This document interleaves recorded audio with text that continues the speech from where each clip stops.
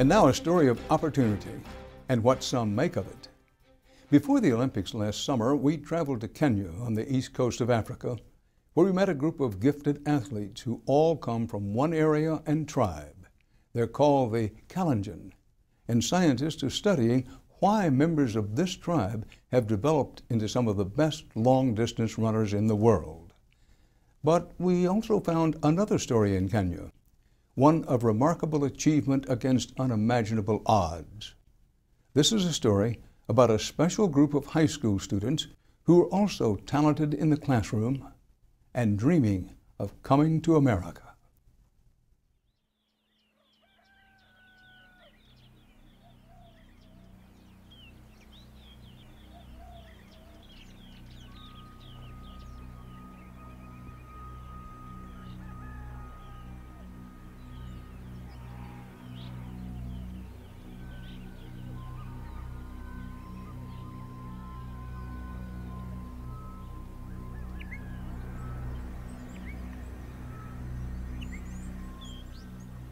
Kenya is truly a land of enchantment. There are fantastic vistas in every direction.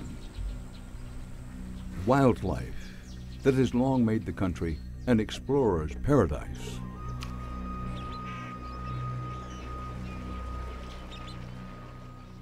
But while the landscape is abundant, the people of Kenya are for the most part desperately poor.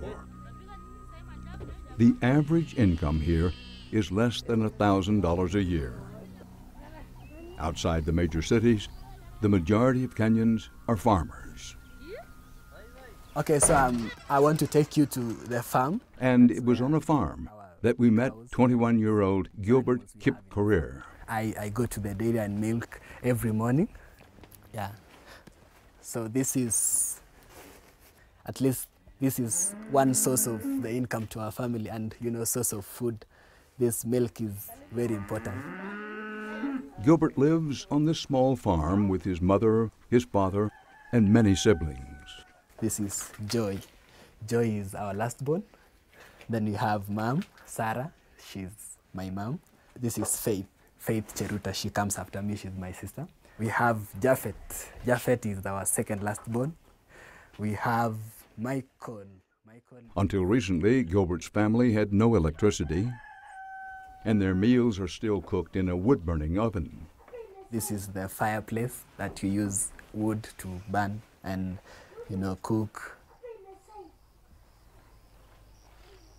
They also don't have indoor plumbing. Their drinking water comes from a nearby well. And even though this scene may look meager to our Western eyes, by Kenyan standards, Gilbert and his family would be considered middle class. Okay, so we are going to my room. That is where I stay. It's so small, and I like it here. This is where I've always, when I have assignments to work on, I use this small table. This is what I use, my study table. Have a small chair, then we have clothes all over. In his tiny bedroom, Gilbert has one possession he especially treasures. I have a small radio. It was on this radio that Gilbert first heard about something called KenSAP. That's a program to help Kenyans go to college in the United States, free. And I had this advert in one of the local radio stations that there was a program called KenSAP giving out scholarships to students who did well. And that's the first time that I even thought of going out to study. Gilbert is gifted academically. On national exams, he scored in the top 1% of his peers. He was hoping to be accepted into a Kenyan university and had never dreamed of studying abroad until he met John Manners. The ultimate aim is to give access to first-class post-secondary education to highly deserving kids from this region, which had, until recently, not been, the kids from this region had not had access to that kind of thing. Manners is a retired journalist who spent part of his childhood, as well as 3 years in the Peace Corps, living in Kenya. But in 2004, He and Kenyan Olympic hero Mike Boit decided they wanted to help young students get into American universities, so they organized the Kenya Scholar Athlete Project, or KenSAP.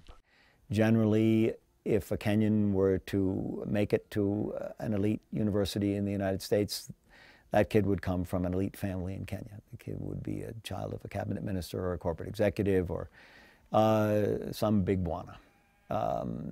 We are looking for kids outside that orbit, but who are nevertheless academically gifted. Without KenSAP's help, most bright students will be relegated to colleges in Kenya, a country where the literacy rate is relatively high, but the quality of higher education is, according to John Manners, lacking. We're giving them opportunities that simply don't exist here. The state of Kenyan universities, I regret to say, is pretty woeful at this stage. And he's been incredibly successful, placing nearly 100 Kenyans into some of America's toniest private colleges, including Harvard, Yale, and Princeton. Gilbert was accepted to Middlebury College in Vermont last year with a full ride. He will be a member of the KenSAP graduating class of 2016, and he's featured on the organization's website.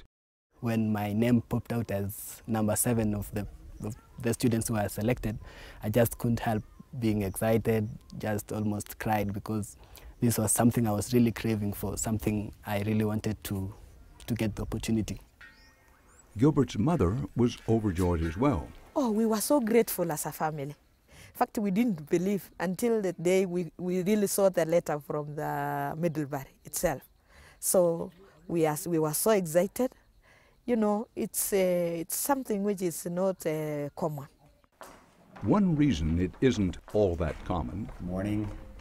I'm John Manners. Is John Manners has developed a cutthroat admissions process for the KenSAP program. We're going to ask you some questions. We've read your application.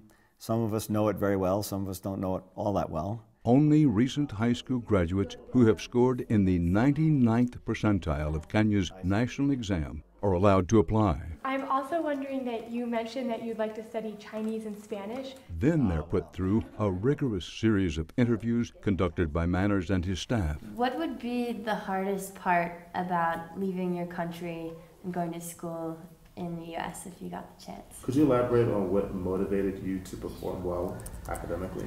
Okay, well, let's say when I was growing up, I think that maybe... The students are peppered with questions about their family. Your parents are both deceased? Yeah, they're both deceased. Okay.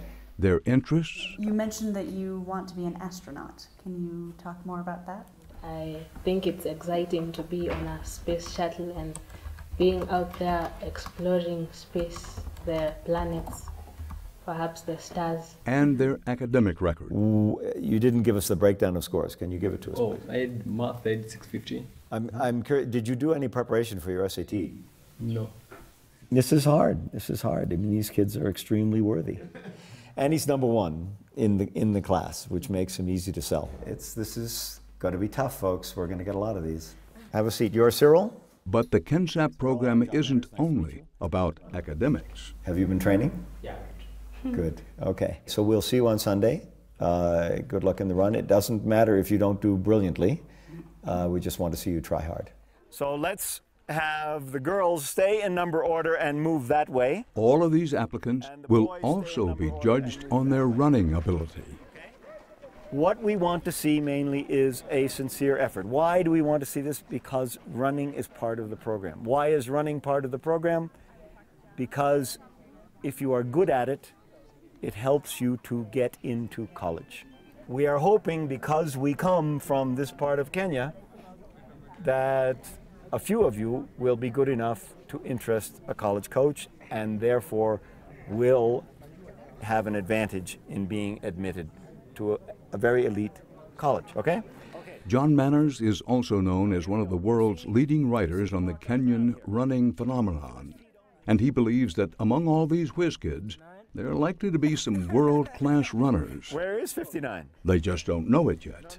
The density of talent is very high, and it is our expectation that if we were to pick a dozen kids, we'd have a few that could actually run at a level that would interest an American coach. And we're trying to see if anybody has that talent right off the bat, even without us training them. Okay, I think we're going to have to do 2 heats of girls. This is too many for 1 heat. So the last step of the KenSAP application process is a 1,500-meter race. That's about a mile.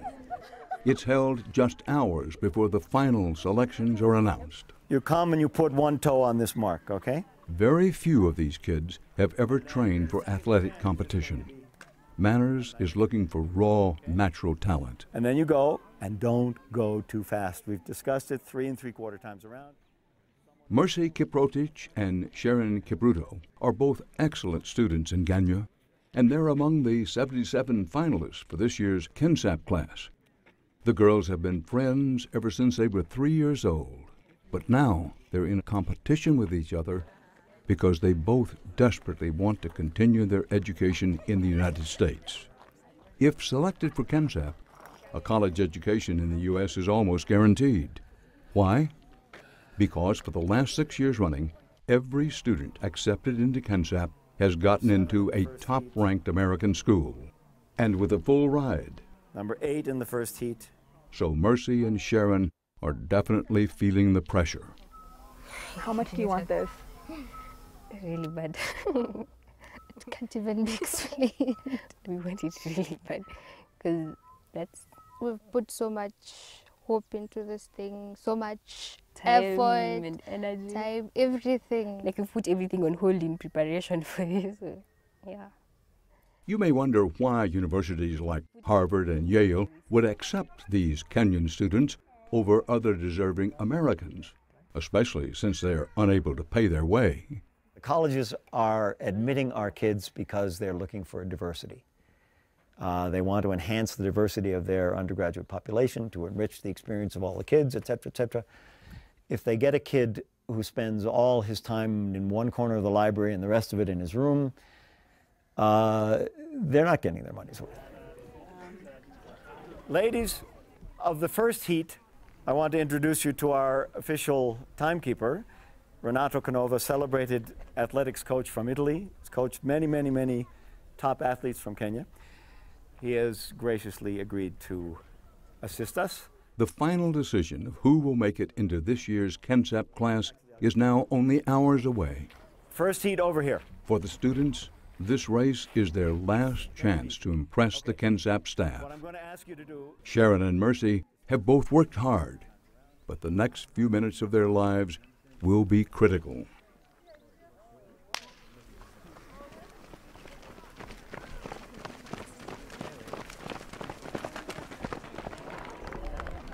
Three laps. Manners and his staff monitor the students' progress from the sidelines, shouting words of encouragement. Keep going, but take it easy. Take it easy. Sharon keeps a good, steady pace throughout the run, as friends and family cheer her on. Mercy sprints ahead of Sharon, right at the finish line. But both girls have managed to finish. Nice! Sharon's mother runs to greet her. Hello. And can't resist offering her daughter a little rehydration. She's overjoyed that Sharon has finished the race. Nice, I'm so happy. I didn't believe that you can make such a runner. Congratulations, Sharon. Yeah. Mercy's mother, too, is delighted that her daughter has done so well. I feel so proud. She's really put in a lot of work. She's really tried, and nothing could make a mother more proud than this. So we only pray that everything goes well. All candidates over to the bottom of the stairs. Can we start rounding them up? Yeah, everybody showed a sincere effort. Nobody has damaged their chances. Everybody has done exactly what we had hoped. Some of you have helped your chances. We're going to make the decision now. It'll take a few hours, so I hope you eat and try to relax, and we'll be making the announcement in a couple of hours.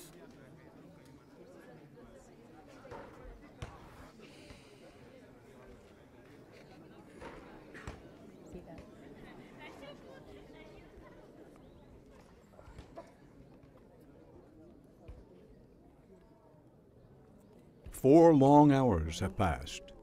And finally, Olympic medalist and KenSAP co-founder Mike Boit announces the winners of the coveted slots.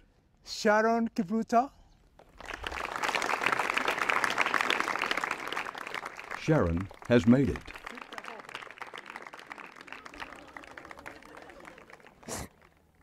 Mercy has not. It's a day of heartbreak for those students who haven't been chosen.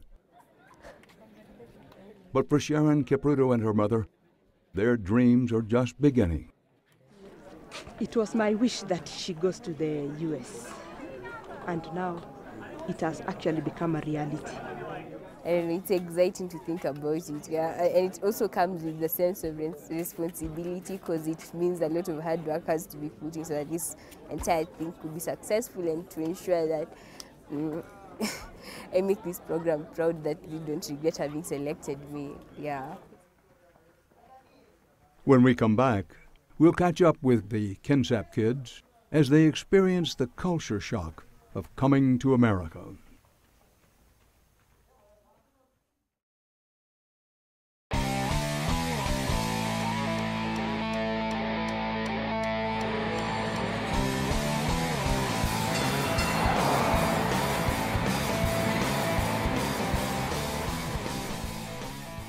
After an 8,000-mile journey from Kenya, Boston is the starting point for this adventure of a lifetime. Gilbert Kipcareer and his fellow KenSAP students are stepping out into a new world.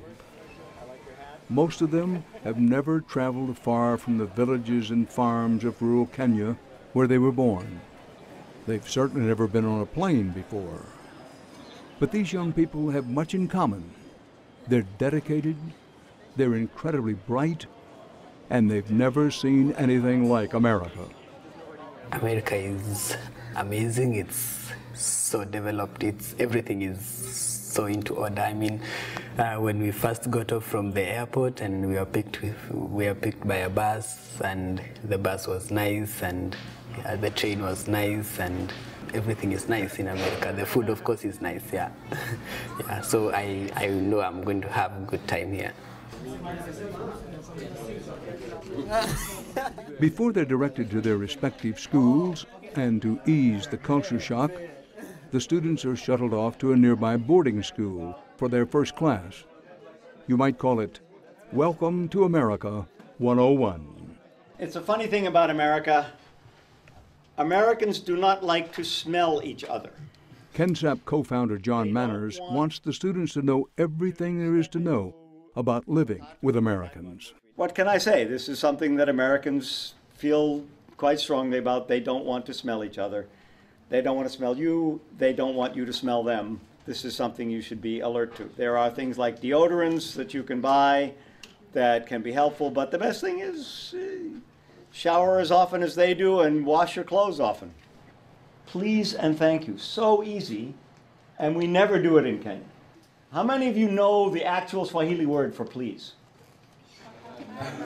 How many of you know it? Yeah, I mean, we never say it in Kenya, right? But we're going to say it here. We're going to say it all the time. You're going to say it whether you think you should say it or not. It's you just say it. Keep in mind, many of these young people have never lived in a home with running water, never been to a movie theater, never seen a salad, much less a salad bar. So there's a lot of material to go over in the two-day orientation. The whole idea of focusing on this strange culture that you're encountering here in America and learning to adapt. This is, it's a tricky business. Manners gives instructions on how to behave in the dining hall. Be tidy, clean up after yourself, don't leave a mess behind you. KenSAP students will seek campus jobs and send money home to help their families. You are going to be the richest person in your family by the end of your freshman year. And Manners especially encourages his students to be open to new ideas. We've talked about acquired tastes. Why would you want to acquire a taste for something? If you don't like it, you don't like it. Why bother? Well, it's worth bothering because it's an additional source of enjoyment, enlightenment. You're in another country. You should open yourselves up to life in this other country. I think a guy is asking us to explain what Facebook is. As part of the orientation, Manners brings together some older KenSAP students who already have experience here, so they can offer a few tips to the newcomers. You know, back home, gaining weight is a sign of doing very well. You know, you see someone with a very big belly, the thigh hanging off from the belly to the other side, and that's a sign of doing very well. You're very wealthy, you're eating well, you're healthy and all that kind of stuff. Here things are different. Something that you should never tell someone is, for instance, say, John, yeah, I can see you've gained a lot of weight. You're doing very well. You know, if you tell someone you're getting skinny, they'll be really happy. After orientation, the KenSAP kids will each find their way to their own separate schools. For Gilbert, that's prestigious Middlebury College in Vermont. We caught up with him about a month into his freshman year at practice with his school's cross-country team. The first week I came to Middlebury, the first people I met was the cross-country team. Okay, let's just go out the back door, down the stairs. I met the coach, and all through like the first couple of weeks, she was like the one who helped me in the transition. Like she would ask me how classes were going, and I felt like that was really a concerned person, you know, like someone I was close to, I could like talk to about anything. The people I met in the team became my friends almost immediately, so I could ask them a lot of questions about how to do things. Like many of the KenSAP kids, Gilbert never ran in high school, but typically about a quarter of KenSAP students turn out to be varsity caliber runners, a much higher ratio than you would probably find anywhere else in the world, particularly among a group of studious bookworms. Gilbert told us he knows that it was probably his natural running ability that gave him the advantage in getting into Middlebury. Every time I feel like quitting because practice is really getting hard at some point, I always remind myself how it has like contributed to where I am right now, like how it has significantly and totally changed my future and my life. So I account so much to running like every single day. In case you're wondering, Gilbert's full ride to Middlebury is not dependent on athletics in any way. It is simply a financial aid package for academically gifted students who can't afford college on their own. And with tuition at private colleges often exceeding $50,000 a year, about 50 times the typical Kenyan's annual income, all KenSAP students qualify. Gilbert's financial aid package even included a new laptop. I should start by saying this is my first computer ever. Like, I've never owned a computer before, but when I came over to Middlebury College, I was given like a green card showing me that due to my financial need, they were going to provide me a computer. So I just went by the library with that green card and they handed me over the computer, and it has really been so helpful and I'm so grateful. If you forget about the print eye, which is the thing we tagged along with Gilbert to his computer science class one day. Let's do the second one. I feel like he likes the subject so much he decided to major in computer science and economics. And if you say not A, it's startling to think that a year ago, Gilbert hardly knew how to use a computer. Here is that so far, Gilbert seems to be thriving at Middlebury. See, you too, man. He's making friends easily and adjusting to the cultural differences here in America. For instance, he no longer has to go to a well to get water. And he's enjoying sampling all of the strange new foods in the campus dining hall, for the most part. Lettuce? No, I'm not like getting used to it, but the vegetables are quite okay. His dorm room is a lot bigger than the room he had back home. Hey, Natalia. You're here. How's your day? That's pretty good. How's yours? Pretty good. Yeah. And even though he misses his family and the farm, Gilbert told us that between cross-country practice and his academics, there's little time to be too distracted by homesickness. Even though I'm getting used to it, I still have things that remind me that I'm far from home. different from these other people. And it sort of, in a way, reminds me how lucky I am to have this chance and opportunity. Like, there are literally a lot of people who would want to get this chance, but I'm lucky to be one of them. Yeah. Gilbert told us his first semester of college was the most productive time of his life. While holding down 2 jobs and attending cross-country practice every day, he earned all A's and B's. He plans to stay in America long enough to earn a Ph.D., but hopes eventually to return to Kenya to serve as a government minister. As for Sharon Kipruto, the young woman we introduced to you earlier in the program, she was admitted to the University of Chicago, where she plans to study environmental science and economics. She will begin classes in the fall of 2013. And in another bit of good news, her friend Mercy Kiprotich, who did not make the final cut in the KenSAP program, was admitted early to Cornell University with the help of the Education and Social Empowerment Program, an organization similar in mission to KenSAP. Mercy was the only student admitted early decision through that program this year.